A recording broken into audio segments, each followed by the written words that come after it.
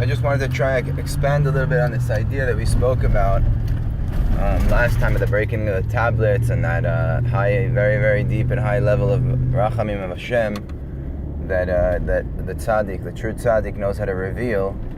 You know what this means a little bit. You know, try and understand what this means, and so we can tap into the difference between these types of Torahs that are revealed, that reveal this type of Rachamim, which gives every person hope, and the types of Torahs that come down from a lower place and they're filled with lots of judgment and, you know, right and wrong, and if you don't do this you'll get that, and so on. That kind of Torah, which is the majority of the Torah that's revealed in our generation, because that's just the way it was from Matan Torah all the way down till today.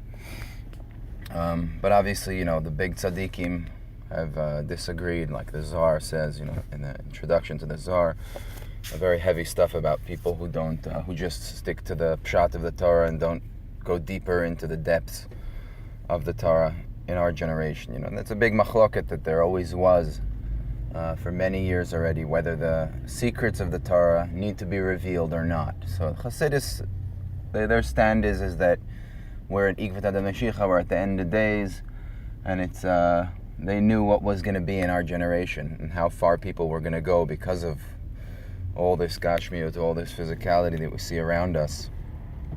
So many things, you know, the phone and all kinds of other things distracting us from that, you know, that connection of our mind to our purpose, our goal of what we're doing here on earth. So basically, this light that's coming down, it's like there's I don't know anything about Kabbalah. I'm just going to try share a little bit so we can maybe just get a general idea of what it is. So there's the four olamot, which is our Asiyah, and then Yetzirah is above us, and then Bria, and then Atzilut. Atzilut is basically the world where there's no separation. The separation begins from Bria, right below Atzilut. Up in Atzilut, all the 10 Sfirot are connected, and they're all completely tied in like rings, that one ring holds the other. Everything is tied in to one another. Over there's no bad. When we have a day like Purim and it says that Haman gets wiped out, and the story of the tree, the 50th level, that's Shara Nun, that's talking about like the Bina of Atzilut. It's, or you know, one of the high Sfirot in Atzilut, it's talking about this Bechina where everything just is oneness, right? That light that comes down on the first night of Pesach is again tapping in. Some of that light comes down onto earth. It comes down through all the Sfirot. This light that's usually never revealed throughout the year comes down and gets revealed. So that's why it's it's cherut, right? It's a zman cherutenu. It's a time of freedom. Same thing we see by the Yovel, the 50th year is also a time of cherut, which means those 12 plots of land, the division of Eretz Yisrael into 12 to the 12 tribes, the way God decided it's going to be. And then every tribe, every person, this one sold to this one, and people made contracts and agreements and sold land. And on the Yovel, when this light comes down, all of that gets canceled and everything goes back to its original, because we're tapping in, we're getting the light from Atzilut, from that place where it's all oneness. The light of Mashiach that's going to be revealed, that's going to bring us to the ultimate redemption, to the Beis HaMikdash, the third one that will never get destroyed. That's a light that's going to come down from up there, from that oneness. And that's why there won't be any machloket, any separation, right? V'gar ze'ev im keves v'namer im gedir batz. That there's going to be no lo yareu v'lo yashchitu. There won't be any fights. There won't be any anger. There won't be any cruelty between animals, between humans. There won't be any more disagreement and fight and machloket between the four elements. They're all going to work perfectly from within the human body, from within every animal, every plant. Everything's going to be in complete bliss. So that's because this light is coming from up there. So in the galut, in the time that we're in now, it's all coming from the lower sfirot, which are all it's all separation. So this, basically the big tzaddikim, they got to such a level, like Moshe Rabbeinu, the whole thing with Moshe Rabbeinu, how did he manage to wipe out the sin of the Egel, which in one hand is like according to the law of the Torah, according to, we received the Torah from the place of separation, where everything is already separated, because we're down here. In order to have Bechira, there has to be freedom of choice, there has to be, a choice to choose between, there has to be good and bad.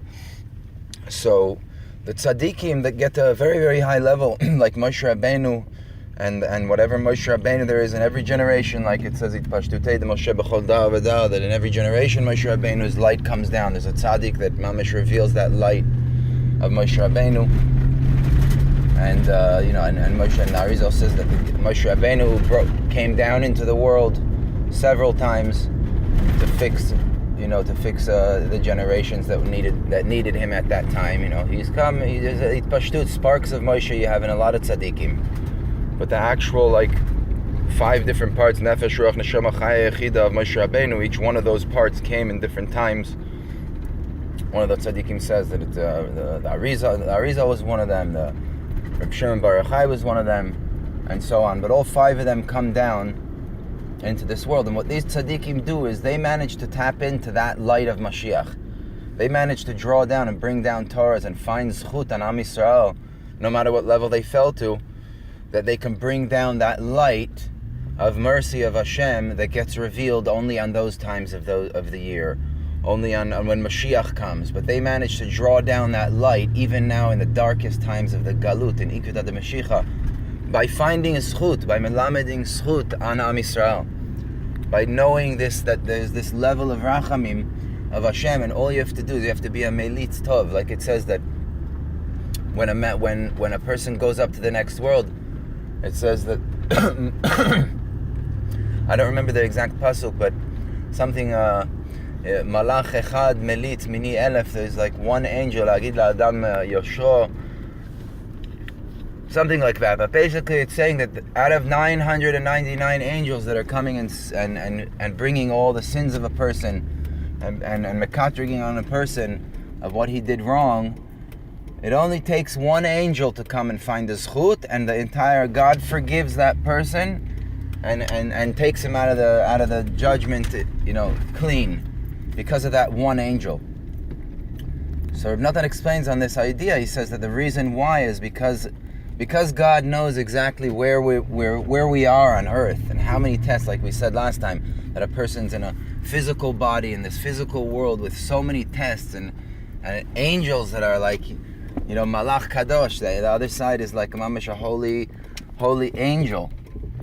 He's at a fire and we're Basar Radam. So Hashem knows all of this, right? He knows what tests we're in. So even if there's just that tiny little thing that a person did, that little zchut that one angel could find, he wins in the court case up in heaven, even though there's 999 angels against him. So this light that's being revealed, right? This is mamish like the light of Mashiach. So it says also that Shlomo Melech says in Shir Hashirim, it says that Sa'arech ke'eder ha'izim shegalshu mahar Gilad.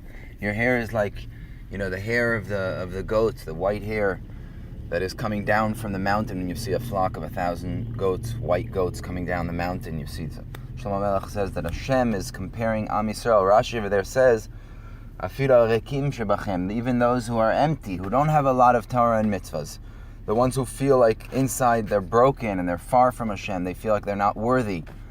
Those little hairs that they do, those little mitzvahs, Hashem says, even those empty ones from within you guys, right, are so chaviv on me, I love them the way, they're like Yaakov Avinu's sons, like the 12 tribes. That's how I see them in my eyes.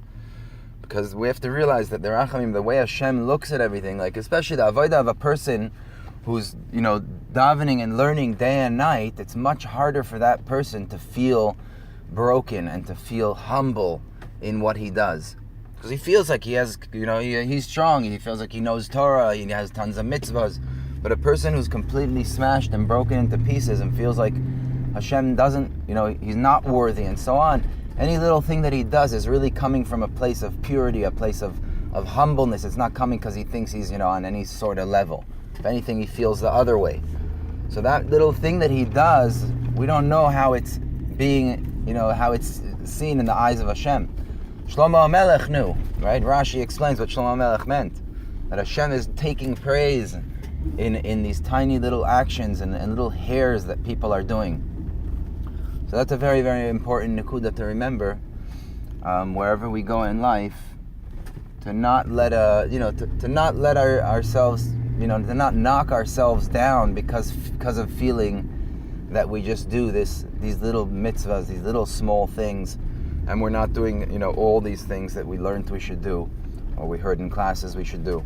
It's important to remember that this light of mercy of Hashem that comes down there's no mekatergim that can get in the way. All a person needs is a few little hairs. There's a pasuk. What's the pasuk? Anyhow, I can't remember. Hopefully we'll speak about it next time. If we can take that with us, strengthen ourselves with it, that'd be awesome. Have a great day, guys.